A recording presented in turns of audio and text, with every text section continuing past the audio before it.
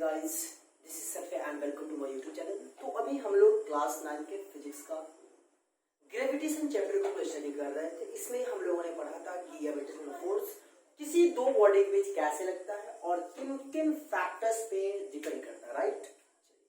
इसमें हम लोगों ने कुछ न्यूमेरिकल्स भी देखा था।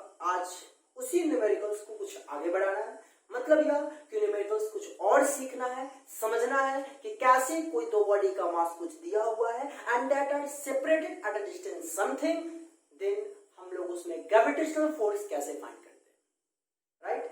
तो चलिए कुछ बातें हम लोग उसको डिस्कस कर लेते हैं। जैसा कि याद करिए हम लोगों ने बचपन में पढ़ा था F इक्वल महा G into m1 m2 by r square. कभी कभी आर के बदले डी भी रहता है, इसलिए टेंशन मत लेना, ठीक है। ये हमारा ग्रेविटेशनल फोर्स फाइंड करने का एक्सप्रेशन है कोई दो बॉडी में। साथ ही हम लोगों ने ये भी पढ़ा था कि कोई दो बॉडी है, एक बॉडी मैं मान लूं, एक बॉडी कोई और मान लो। हम लोग कुछ डिस्टेंस पर अगर है तो हमें ग्रेविटेशनल फोर्स लगेगा। और ग्रेविटेशनल फोर्स क्या होता है? अट्रैक्टिव इन नेचर होता है, एक दूसरे को अट्रैक्ट करता है। तो अब मन में ख्याल होगा क्यों नहीं अट्रैक्ट करता? तो इसलिए अट्रैक्ट नहीं करता क्योंकि महा जी का वैल्यू बहुत कम होता है, जिसके कारण वो दो बॉडी में जो फोर्स एक्सपीरियंस होता है उसके भी मैग्नीट्यूड को कम कर देता है, राइट। इसलिए अट्रैक्ट नहीं कर पाता है। फिलहाल उसी के कॉन्सेप्ट पे हमको समझना है कि कोई दो बॉडी, हाँ वहीं पे अगर ज्यादा मास होगा, हेवली बॉडी होगा, तो फिर वहां पे देखा जा सकता है। तो दरअसल इसलिए पॉइंट मास के लिए हम लोग अप्लाई करते हैं ताकि उसको उसके कॉन्सेप्ट को समझा जाए। मेनली है उसकी कॉन्सेप्ट को समझना। ऐसा नहीं कि कोई दो पॉइंट मास लेंगे तो वो अट्रैक्ट कर लेगा, क्योंकि जी का ही वैल्यू इतना कम है कि उसके वैल्यू को, उसके मैग्नीट्यूड को कम कर देता है, राइट। चलिए एक बात याद रखिएगा, यहां पर ये कहने का सेंस हमारा क्या है कि फोर्स जो होता है डायरेक्टली प्रोपोर्शनल होता है मास इनटू मास। मतलब दोनों बॉडी के मास का डायरेक्टली प्रोपोर्शनल होता है क्या? Product. The force experienced by two body is directly proportional to the product of mass, right. चलिए अगर मान लो सपोज अगर मान लो कि m1 आपका 2 kg है और m2 आपका मान लो 4 kg है, ठीक है। तो बताओ फोर्स क्या होगा? तो आप समझ सकते हो कि फोर्स आपका 4 गुना 8, मतलब फोर्स क्या होगा? 8 टाइम्स हो जाएगा। मतलब फोर्स जो होगा 8 टाइम्स क्या होगा? बढ़ जाएगा। मान लो अगर ऐसा है कि एक बॉडी का मास m1 है, दूसरी बॉडी का मास m2 है।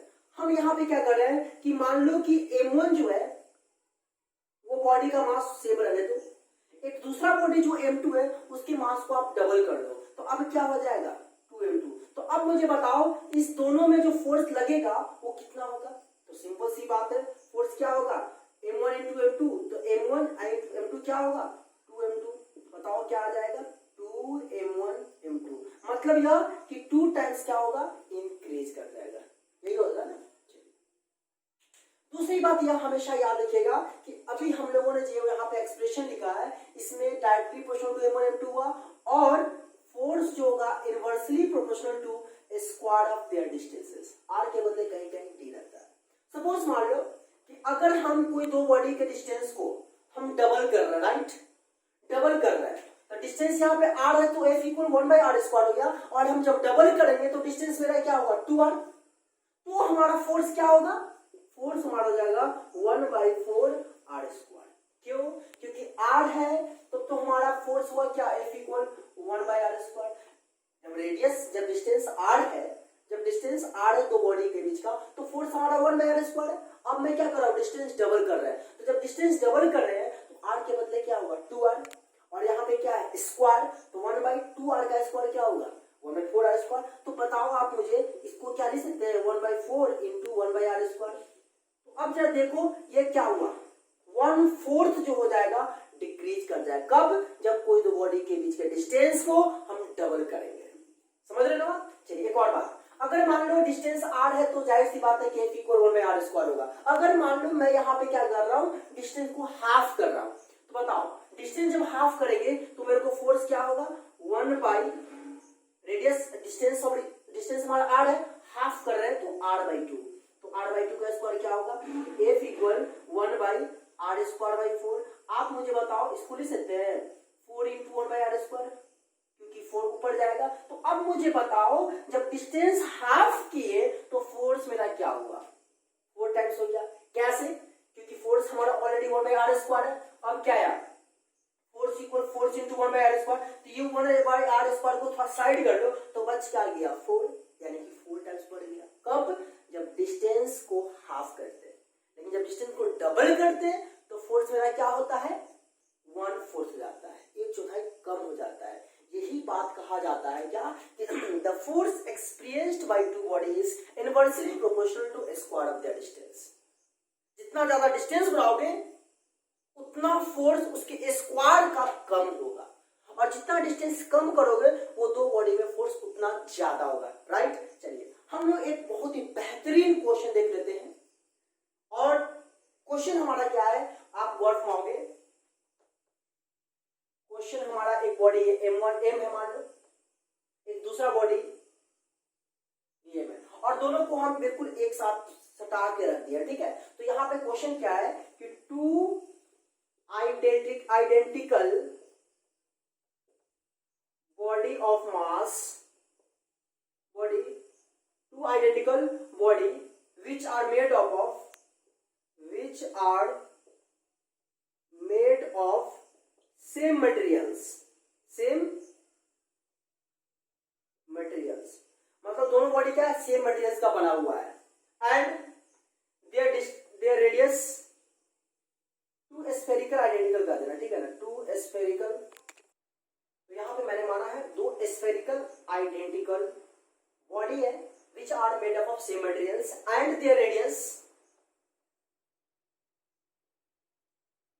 is r। ओके, तो हमें ग्रेविटेशनल फोर्स फाइंड करना है दोनों के बीच। ऑप्शन हमारा है, ऑप्शन फर्स्ट नंबर है 1/r², r का पावर 4, और ऑप्शन डी हो गया आपका 1/r²। अब आपके मन में ख्याल आ रहा होगा कि ये मास आपका मान लो आइडेंटिकल बोले तो जाहिर सी बात है ये मास m होगा और ये भी मास m होगा। ठीक है, रेडियस r है तो ये आपका रेडियस r हो गया, और यहां से रेडियस इसका भी r हो गया। अब ये क्वेश्चन देखने के बाद आप जरा निष्कर्ष निकाल पा रहे हो, सोच पा रहे हो कि सर आप तो बताए थे F इक्वल 1/r² है, तो दोनों के बीच का डिस्टेंस 2r हो गया, तो F इक्वल क्या हुआ 1/4r², 2r का स्क्वायर मतलब 1/4 का स्क्वायर। तो आपके मन में ख्याल आ रहा होगा सर इसका आंसर जो होगा आपका डी हो जाएगा, या आपका कोई मन में ख्याल ये भी आ रहा होगा ए वाला भी ऑप्शन। लेकिन मैं आपको बता दूं ऑप्शन ए और ऑप्शन डी दोनों गलत है। अगर मन में ख्याल आ रहा है कि सर इसका ऑप्शन हमारा ए भी हो सकता है डी हो सकता है, तो बिल्कुल गलत है, इस बात को याद रखिए। कैसे गलत है आइए देखते हैं। एक बात मुझे आप लोग बताओ, यहाँ पे मास तो नहीं दे रहा है ना, यहाँ पे कड़ा सेम मटेरियल का है, तो सेम मटेरियल का इसका मतलब यह हुआ कि जो इसका बॉडी का मास होगा वो इसका बॉडी का मास होगा। यहाँ पे मास कितना है, मैग्नीट्यूड कितना है, ये मेरे को नहीं दे रहा है। तो सिंपल सी बात है, आप ये समझ सकते हो कि ये जो बॉडी है तो इसका डेंसिटी आपका रो होगा, इसका भी डेंसिटी रो होगा। डेंसिटी पढ़े हो आप बचपन में, density equal mass by volume होता है। इसका आप density equal mass by volume होता है। ठीक है, तो आप बताओ डेंसिटी यहाँ पे रो है, यहाँ से हम मास फाइंड कर रहे हैं। ठीक है, तो मास, अब वॉल्यूम ये स्फेरिकल है, तो स्फेरिकल का वॉल्यूम क्या होता है बचपन में पढ़े हुएगा 4/3 पाई r³।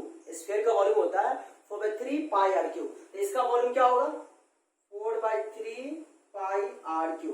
तो आप आराम से इसका मास निकाल सकते हो, मास इक्वल क्या होगा रो इंटू 4/3 पाई r³, यानी मास आ गया मेरे को। तो ये जो बॉडी का मास हमारा आ गया 4 रो इंटू 4/3 पाई r³। तो सिमिलरली ये भी तो वही सेम होगा, हुआ कि नहीं होगा। मैंने यहाँ पे क्या किया, मैंने मास फाइंड कर लिया, क्योंकि इसका डेंसिटी रो होगा। क्यों रो होगा, क्योंकि सेम मटेरियल का बना हुआ है, मास भी सेम होगा। तो अब जाहिर सी बात है, अब हम आराम से फोर्स का फॉर्मूला अप्लाई करेंगे। तो फोर्स इक्वल क्या होता है महाजी, तो लिख दीजिए महाजी, रहने दीजिए m1। तो m1 क्या हो जाएगा, ये पूरा होगा, तो rho into 4/3 pi r³ into फिर क्या होगा m2। तो m2 का वैल्यू क्या होगा same, rho 4/3 pi r³ by distance का स्क्वायर। तो डिस्टेंस क्या हो जाएगा आप देख सकते हो r 2r, तो 2r का स्क्वायर क्या हो जाएगा आपका 4r²। क्लियर, चलिए अब इसमें आप जरा वर्ड मार सकते हो, इसमें हमारा क्या हो सकता है वैल्यू।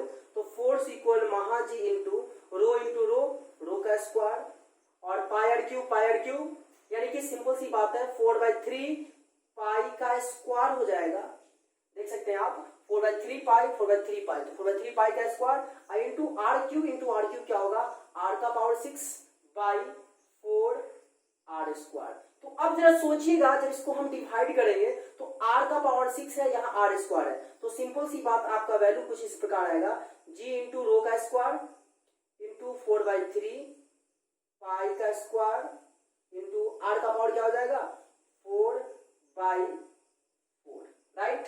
अब जरा देख सकते हैं इतना वैल्यू आपका क्या है, कांस्टेंट है, तो क्या बच गया आर का पावर 4। तो अब मुझे बताओ which one option is correct, option number आपका सी करेक्ट होगा। बातें समझ में आई मैंने क्या किया, मैंने यहाँ पे क्या किया कि जब आइडेंटिकल बॉडी है तो वो मास हमारा यहाँ पे हम फाइंड कर लेंगे ना, density equal mass by volume, तो मास इक्वल हमारा आ जाएगा इतना rho into 4/3 pi are Q, और जो ये बॉडी का मास होगा वही ये बॉडी का मास होगा, क्योंकि दोनों आइडेंटिकल है तो मास तो सेम होगा। इस तरीके से फिर इसके बाद हम लोगों ने फॉर्मूला अप्लाई किया, फोर्स इक्वल महा G into m1 m2 by r square, और हमने रिजल्ट फाइंड किया तो पता यह चला कि जी इंटू रो का square by into 4/3 pi whole square by 4 ये हमारा कांस्टेंट टर्म है, तो फिलहाल कांस्टेंट को हटा देते हैं और यहाँ पे हम देखते हैं ऑप्शन के अकॉर्डिंग, तो पता हमें यह चला कि r⁴ आया और हमारा ऑप्शन कौन हुआ सी, राइट। ये बता दो आपको क्लास 9 और क्लास थोड़ा सा स्टैंडर्ड लेवल है, मैंने बढ़ा दिया है, और ये 11th का भी क्वेश्चन मान सकते हो आप, बहुत ही इंपॉर्टेंट क्वेश्चन है, आपको समझिए कॉन्सेप्ट।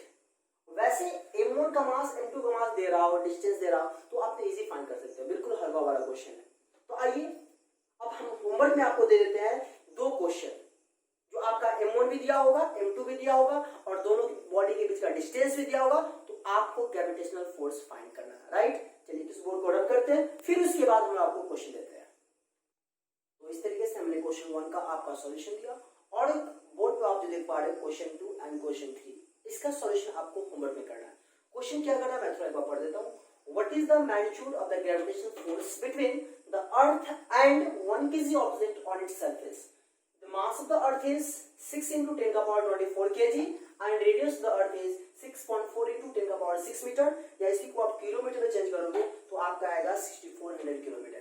लेकिन याद रखिएगा जब भी हम फोर्स ऑफ ग्रेविटेशन फाइंड करेंगे तो उसमें हमारा डिस्टेंस मीटर में आना चाहिए, किलोमीटर में नहीं आना चाहिए, सेंटीमीटर में नहीं आना चाहिए, नैनोमीटर में नहीं आना चाहिए। अगर ऐसा है तो उसको आपको कन्वर्ट करना होगा किसमें, मीटर में। तो क्वेश्चन समझ में आ रही है बात। हमेशा एक बात याद रखिएगा, ये जो आप देख पा रहे हो 6 × 10⁻24 kg ये अर्थ का मास होता है, और जहां भी कोई क्वेश्चन अगर अर्थ का मास नहीं दिया हुआ हो तो आप समझ लेना कि ये 6 × 10⁻24 kg is the mass of the अर्थ, वहां पे ये वैल्यू हम लेंगे, राइट। और क्या कह रहा है कि अर्थ का मास जो है उस पर 1 kg का कोई ऑब्जेक्ट है, जिसमें यह भी कह रहा है अर्थ का रेडियस इतना है, और ये भी याद रखिएगा अर्थ का रेडियस होता 6.4 × 10⁻6 मीटर, अगर किलोमीटर में चेंज करना चाहोगे तो 6400 किलोमीटर होगा, right. Next question is calculate the force of gravitation between the earth and the sun given that the mass of the sun is 2 × 10⁻30 kg। Sun का मास यहाँ पे मेरे को दे रहा है 2 × 10⁻30 kg and the average distance between the two is 1.5 × 10⁻11 metre. मतलब यह कि अर्थ और सन के बीच का जो एवरेज डिस्टेंस मेरे को जो दे रहा है 1.5 × 10⁻11 मीटर। तो सिंपल सी बात है, ये रेडियस r हो जाएगा डिस्टेंस। ये अगर मान लो m2 है तो m1 हमारा क्या होगा, तो m1 हमारा क्या होगा, अर्थ और सन की बात हो रही है ना, तो अर्थ का मास हमारा m1 हो जाएगा। तो अर्थ का मास क्या होता है, ऊपर अभी मैंने बताया कि जहां पे मास अर्थ का नहीं दे रहा हो तो वहां पे आपको क्या लेना है 6 × 10⁻24 kg, क्योंकि अर्थ का मास इतना ही होता है। तो फाइनली दोनों क्वेश्चन का आंसर आपको कमेंट बॉक्स में, मतलब क्वेश्चन सॉल्यूशन देना है और आंसर कमेंट बॉक्स में कमेंट करना है और बताना है कि ये 2 क्वेश्चन का आंसर हमारा ये हुआ। क्वेश्चन 1 तो मैंने बता दिया था, क्वेश्चन 2 एंड क्वेश्चन 3 ये आपके लिए है। मैं एक बार साइड जा रहा हूँ, आप एक बार बहुत ही अच्छे अंदाज से देख लोगे और फिर उसके बाद दोनों क्वेश्चन का सॉल्यूशन दीजिएगा, और फिर हम लोग नेक्स्ट वीडियो में देखेंगे क्या ग्रेविटेशन से आगे। उसके बाद हम लोग देखेंगे क्या एक्सेलरेशन ड्यू टू ग्रेविटी क्या होता है, उसका क्या एक्सप्रेशन होता है, कैसे आता है, ये सारा का सारा टर्म हम लोग बहुत ही अच्छे अंदाज से